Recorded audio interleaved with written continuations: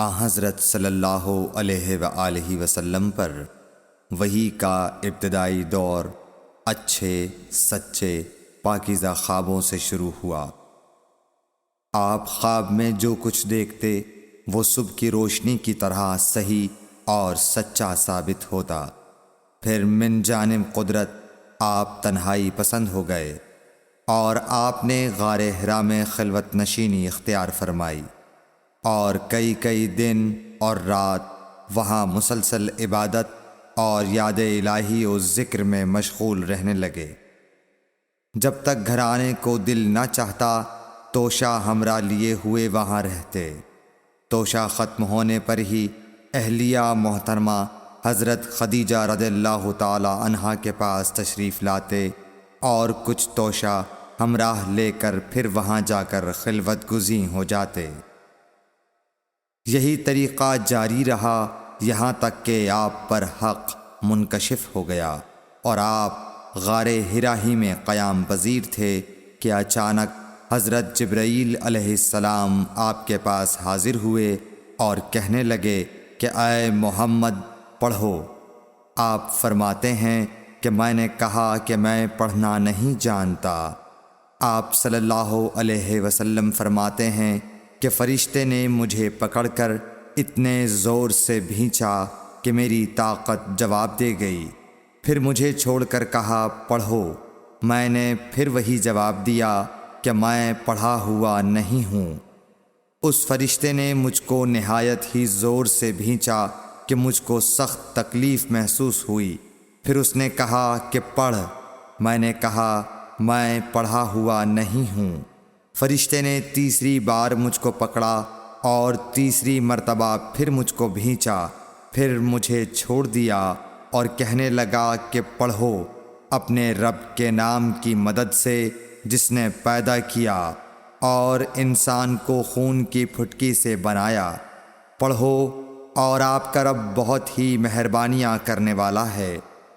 بس یہی آیتیں آپ حضرت جبرائیل علیہ السلام سے سن کر اس حال میں غار حرا سے واپس ہوئے کہ آپ کا دل اس انوکھے واقعے سے کانپ رہا تھا۔ آپ حضرت خدیجہ کے ہاں تشریف لائے اور فرمایا کہ مجھے کمبل اوڑھا دو، مجھے کمبل اوڑھا دو۔ لوگوں نے آپ کو کمبل اوڑھا دیا۔ جب آپ کا ڈر جاتا رہا تو آپ نے اپنی زوجہ محترمہ حضرت خدیجہ رضی اللہ تعالی عنہا کو تفصیل کے ساتھ یہ واقعہ سنایا اور فرمانے لگے کہ مجھ کو اب اپنی جان کا خوف ہو گیا ہے۔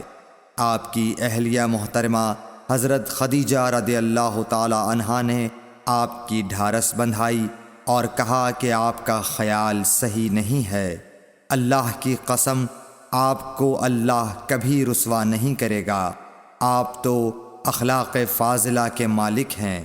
آپ تو کنبہ پرور ہیں، بے کسوں کا بوجھ اپنے سر پر رکھتے ہیں، مفلسوں کے لیے آپ کماتے ہیں، مہمان نوازی میں آپ بے مثال ہیں اور مشکل وقت میں آپ امر حق کا ساتھ دیتے ہیں۔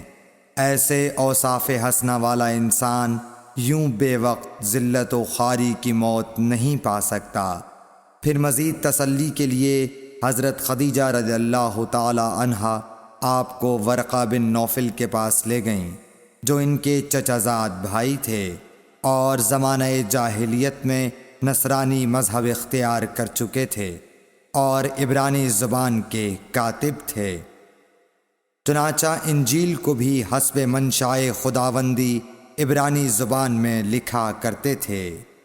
انجیل سریانی زبان میں نازل ہوئی تھی، پھر اس کا ترجمہ عبرانی زبان میں ہوا۔ ورقہ اسی کو لکھتے تھے۔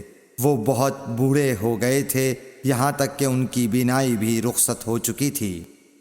حضرت خدیجہ رضی اللہ تعالی عنہا نے ان کے سامنے آپ کے حالات بیان کیے اور کہا کہ اے چچا زاد بھائی، اپنے بھتیجے محمد صلی اللہ علیہ وسلم کی زبانی ذرا ان کی کیفیت سن لیجئے۔